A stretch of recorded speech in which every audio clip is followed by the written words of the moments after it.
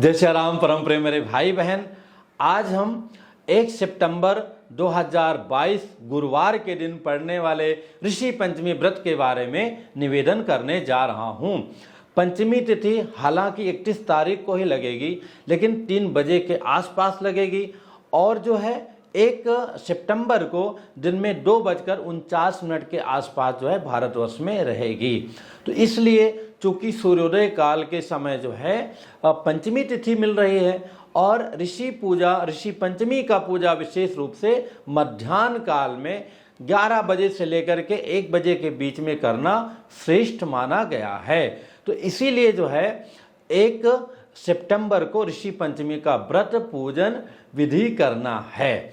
चूंकि इस दिन स्वाति नक्षत्र प्राप्त हो रही है और पूरा दिन स्वाति नक्षत्र रहेगा, इसलिए स्थिर योग बनेगा, जो कि बहुत ही अच्छा है कि जो पुण्य आपका अर्जित हो वो स्थिर रहे। और उसी दिन ब्रह्म योग भी प्राप्त हो रहा है, वो पुण्य स्थिर होकर के हमें हमारी बुद्धि को ब्रह्ममय कर दे, जो परमात्मा के चरणों में लगा रहे।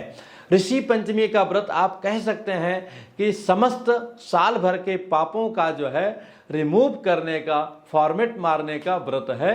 पूरा व्रत करने के प्रभाव से हमारा पूरा वर्ष भर का पाप जो है डिलीट हो जाता है, ऐसा शास्त्रों का कथन है, जो कि सत्य है। अगर हम श्रद्धा विश्वास करते हैं तो उसका पूरा फल हमें अवश्य प्राप्त होता है।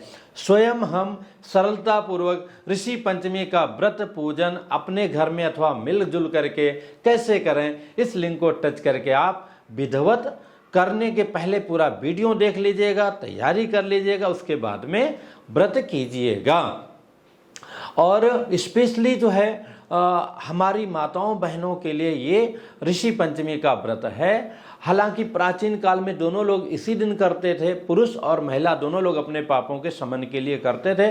पुरुष भी कर सकते हैं, पर वस्तुतः पुरुषों को देखा जाए जो जनेऊ ग्रहण करते हैं, तो इस श्रावणी पर्व जो श्रावण पूर्णिमा के दिन श्रवण नक्षत्र पर पड़ता है, उस दिन जो है समस्त ब्राह्मण क्षत्रिय वैश्य जो यज्ञोपवीत धारण करते हैं, जिनके लिए कंपलसरी है, तो वो लोग उस दिन करते हैं। और समस्त देवियां जो हैं ऋषि पंचमी के दिन व्रत को करती हैं।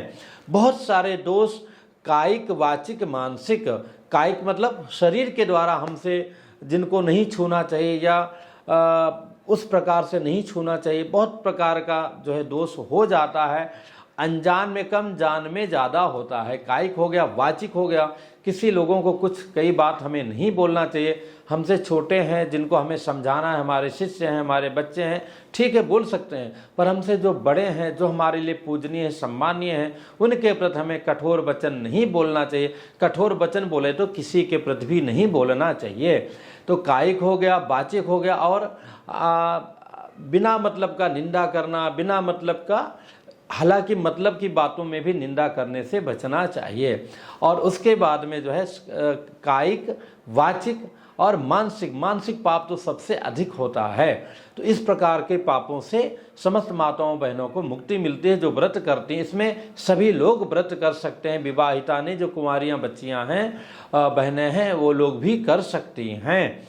और इसमें विशेष करके जो रजस्वला पीरियड्स काल में जो पूजा के बर्तनों को छूते हैं, बिना बताए कहीं पूजा हो रही, हम संकोच नहीं करते हैं, पूजा में चले जाते हैं, शामिल भी हो जाते हैं, एक दूसरे को छूते हैं। अब अगर कोरोना काल के बाद भी आपको अपने ग्रंथों पर, अपने धर्मशास्त्रों के आदेश पर भरोसा नहीं हुआ, कभी भी भोजन करें तो 2 बार 3 बार बढ़िया हाथ मल के धो के, पैर आर्त पा देना, भुंजी था, पैर धोकर भोजन करना चाहिए।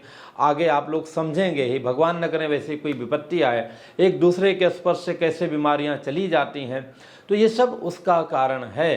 तो इसलिए हम पीरियड्स में हैं तो कहीं भी पूजा हो रही हो, हमें वहाँ नहीं जाना चाहिए, कोई चीज़ को नहीं छूना चाहिए। किसी भी बहाने से हमारी तबीयत नहीं ठीक है, हमारी मीटिंग है, हम नहीं आ पाए, जो औरतें हैं उनको धीरे से बता दिए कि हमारी ये स्थिति है, वो बोले भी तो भी हमें नहीं जाना चाहिए। क्योंकि मान लिया दूसरा आदमी आया, उस कार्य में मान लिया पूजा नहीं है, बर्थडे पार्टी, आप गई वहाँ पे, आपको छुआ, उसके बाद उसको था कि बगल में चलो मंदिर है वहाँ चली जाती हूँ या चला जाता हूँ, वहाँ चला गया तो आपके स्पर्श से उसको भी अशुद्धि लग गई, वो मंदिर में गया उसको भी दोष लग गया, तो आपको डबल दोष लग गया। फिर वहाँ पे जाके जितने लोगों को छुआ उनको भी जो है अशुद्धि लग गई। तो इस प्रकार से जो है बहुत दोष हो जाता है। तो इससे हमें बचना चाहिए। नहीं बच सकते हैं या मान लिया भूल से भी हो गया अथवा जानबूझ करके हो गया, तो उन सारे पापों से विशेष करके इस व्रत करने से, ऋषि पंचमी का व्रत करने से हमें अवश्य मुक्ति मिलती है। बहुत ही परम पुनीत व्रत है, बहुत ज़्यादा कोई कठिनाई नहीं है। तो जैसा कि मैंने बताया, पहले लिंक को टच करके देखेंगे, सुनेंगे, समझेंगे, बड़े ही आराम से कर सकती हैं। तो भगवान की कृपा से ये विशेष सत्र आप लोगों का चल रहा है। कजरी तीज का व्रत, आगे अगले दिन गणेश चतुर्थी का व्रत करना चाहें तो करें, अवश्य करना चाहिए। और अगले दिन जो है ऋषि पंचमी का व्रत, ये 3 लगातार चल रहा है। उसके बाद में एक दिन छोड़ करके फिर 1-2 दिन छोड़ करके फिर राधाष्टमी का व्रत आ जाएगा।